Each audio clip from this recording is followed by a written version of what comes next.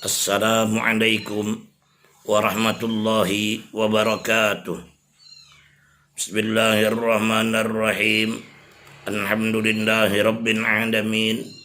Allahumma salli wa sallim wa barik ala sayyidina Muhammadin wa ala alihi wa sahbihi ajma'in. Amma ba'du. Faqala ta'ala fi kitabihil karim, wala tahsabanna alladhina yabkhaluna bima atahumullahu min fadlihi huwa khairul lahum bal huwa syarrul lahum sayutawwaquna ma bakhilu bihi yaumal qiyamah. Wa qala ta'ala aidan, wa wailul lil musyrikin alladhina la yu'tuna az-zakah. Para pendengar, kaum muslimin dan muslimat, shaimin wa shaimat, dimanapun Anda berada, alhamdulillah, mari kita panjatkan puji dan syukur kehadirat Allah subhanahu wa ta'ala yang senantiasa melimpahkan rahmatnya, taufik, hidayah, dan inayah kepada kita, sehingga pada hari ini kita berada di hari yang ke-19 Ramadan dalam keadaan sehat walafiat dan dapat melaksanakan ibadah puasa Ramadan dan ibadah-ibadah yang lainnya yang ada dalam bulan ini. Semoga amal ibadah Ramadan yang sedang kita laksanakan ini diterima oleh Allah Subhanahu wa taala sebagai suatu ibadah yang makbul dan diridhoinya. Amin ya rabbal alamin. Salawat serta salam mari senantiasa kita haturkan kepada junjungan kita yang mulia Nabi besar Muhammad sallallahu alaihi wasallam, juga kepada keluarga Nabi dan sahabat-sahabat beliau dan penerus perjuangan beliau ila yaumil qiyamah. Para pendengar sekalian yang dimuliakan oleh Allah, dalam Al-Quran Allah subhanahu wa ta'ala berfirman, tepatnya pada surat Ali Imran ayat 180. Wala tahsabanna alladhina yabkhaluna bima atahumullahu min fadlihi huwa khairul lahum bal huwa syarrul lahum sayutawwaquna ma bakhilu bihi yaumal qiyamah. Yang artinya, janganlah engkau menyangka orang-orang yang bakhil dengan sesuatu yang sudah Allah berikan kepada mereka daripada karunia-Nya, itu suatu kebaikan bagi mereka. Bahkan itu bakhil, pelit, kikir, sehingga harta tidak dikeluarkan zakatnya, itu syarrul lahum, adalah kejahatan bagi mereka, bencana dan bahaya bagi mereka, selagi akan dikalongkan harta yang mereka kikirkan itu nanti di hari kiamat. Para pendengar sekalian yang dimuliakan oleh Allah, artinya kata Allah, jangan kamu mengira orang-orang yang pelit atau kikir dengan apa yang diberikan Allah pada mereka daripada kekayaannya itu baik bagi mereka.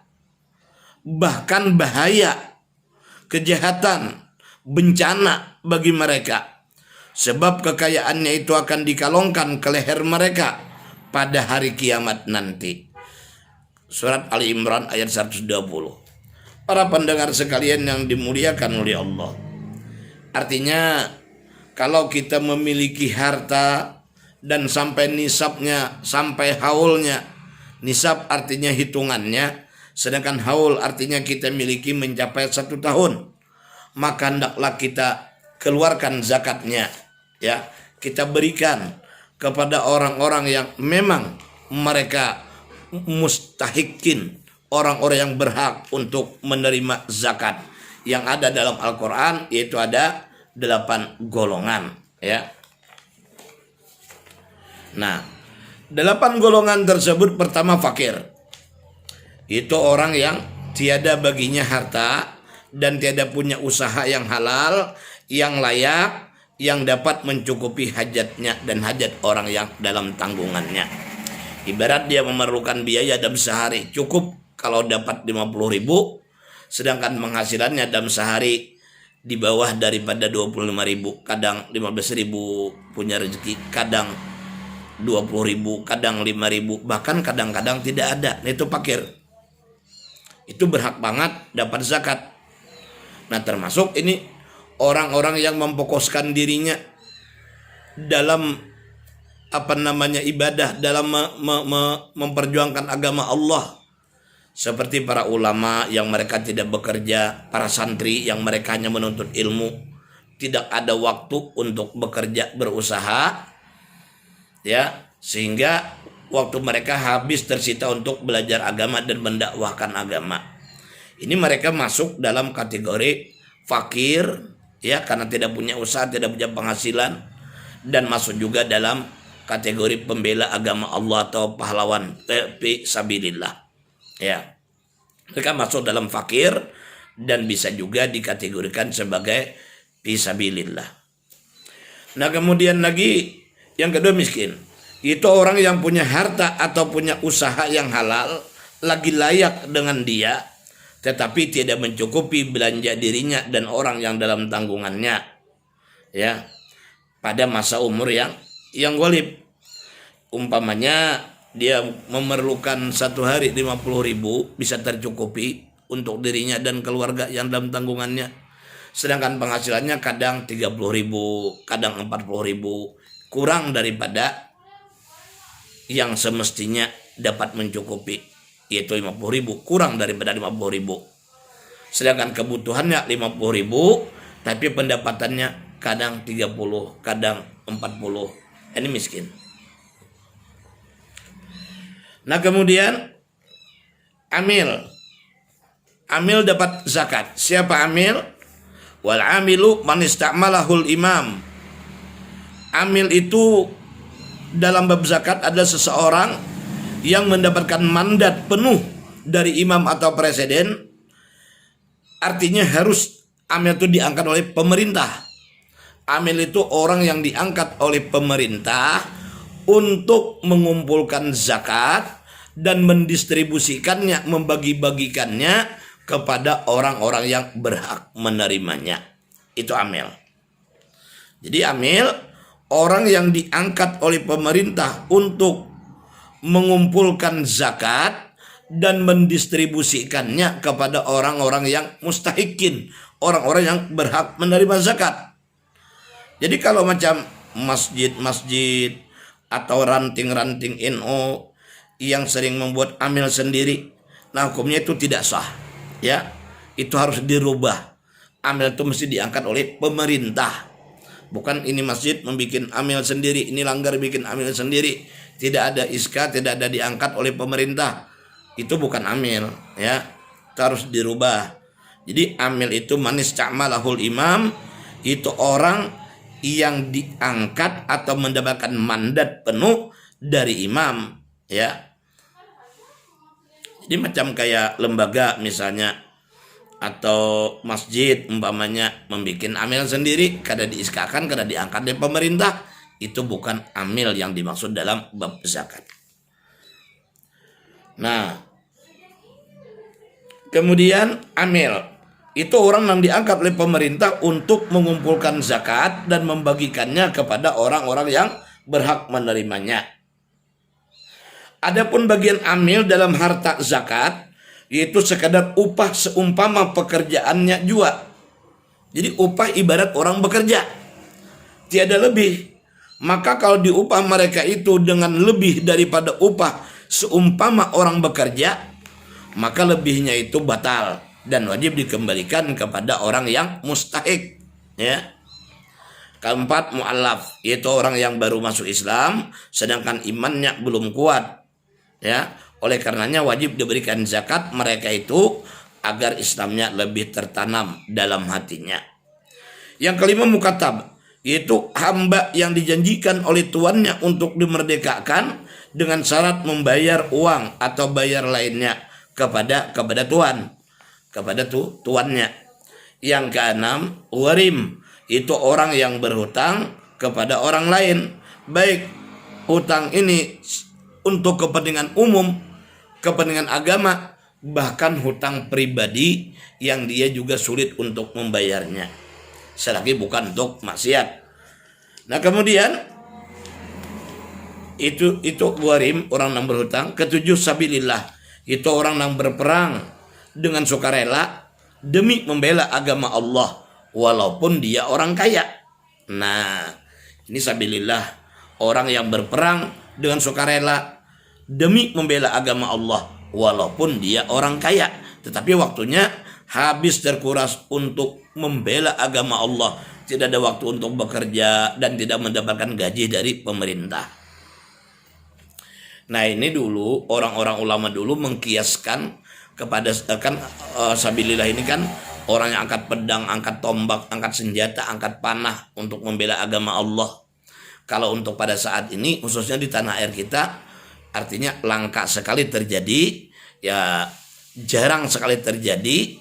Mungkin saja terjadi ya di saat zaman penjajahan oleh orang kafir, orang Belanda, orang Portugis, ya, yang mereka mendakwahkan agama Nasrani, Katolik, Kristen, dan mereka membunuh orang-orang Islam, membunuh para ulama, berjuang membela agama Allah, ini sabilillah. Nah lalu yang sekarang ini jarang terjadi ada sabilillah khususnya di negeri kita, yang angkat tombak, angkat pedang, angkat senjata melawan orang kafir, jarang sekali terjadi. Nah disitulah oleh karenanya para ulama kita mengkias, ya mengkias, membandingkan ini untuk orang-orang yang membela agama Allah, memperjuangkan, menjayakan agama Allah dengan ilmunya dan tenaganya, ya. Dia seperti ulama misalnya berjuang untuk umat sehingga tidak ada waktu untuk bekerja. Nah, guru, ustadz, bahkan tukang mandikan mayat, ya, orang yang mengajarkan Al-Quran. Nah ini bisa dimasukkan oleh ulama kita dulu dalam sabilillah, karena sabilillah yang secara fisik angkat senjata, angkat tombak, angkat pedang melawan orang kafir, untuk pada saat ini jarang sekali terjadi. Nah toh andai kata para ulama, para ustadz, para guru tadi yang mereka berjuang membela agama Allah sehingga tidak ada waktu untuk bekerja, tidak ada waktu untuk berusaha, sehingga mereka masuk jadi fakir, tidak punya harta, mereka juga dalam hal ini berhak dapat zakat karena fakirnya. Begitu pula para santri, ya, yang sudah usia dewasa, mereka tidak bisa bekerja karena sibuk menuntut ilmu, mereka juga berhak dapat zakat dalam kategori fakir atau miskin. Nah berikutnya Ibnu Sabil. Ibnu Sabil itu orang yang musafir dan di perjalanannya kehabisan ongkos, ya, atau ada ongkos tetapi tidak mencukupi, dan musafirnya bukan tujuan untuk maksiat. Nah itulah 8 golongan yang berhak menerima zakat. Jadi kalau kita berzakat, maka berikanlah zakat kita itu kepada orang-orang yang sudah ditentukan dalam Al-Quran tersebut. Jadi bukan zakat diberikan kepada masjid, kepada lembaga, tidak, tetapi kepada orangnya, ya. Orang bisa mengatakan zakat ke pondok pesantren, itu bukan untuk pondok pesantrennya, tetapi untuk, ya, guru-guru santri yang berjuang membela agama Allah sehingga waktu mereka hampir terkuras habis demi untuk memperjuangkan agama Allah. Nah masuk mereka dapat zakat. Boleh kalau orang dulu dikiaskan sabilillah, tak boleh dianggap sebagai orang fakir atau orang miskin, ya. Hadirin hadirat yang dimuliakan oleh Allah, zakat tidak boleh diberikan kepada masjid, karena zakat hanyalah sah ditasarrufkan pada seseorang yang mempunyai sifat Islam dan merdeka. Sedangkan masjid sama sekali tidak memiliki sifat itu. Jadi zakat itu kepada orangnya, bukan kepada lembaga, tapi kepada manusianya, ya. Nah, ketika zakat ini kita keluarkan, maka insya Allah harta kita diberkahi oleh Allah. Dia membersihkan harta yang tinggal, membawa keberkahan harta yang ada dan insya Allah membawa keselamatan bagi harta dan pemiliknya. Nah, inilah para hadirin, para jamaah yang bisa kami sampaikan. Semoga bermanfaat bagi sekalian. Akhirul kalam, wallahul muwaffiq ila aqwamit thariq. Assalamualaikum warahmatullahi wabarakatuh.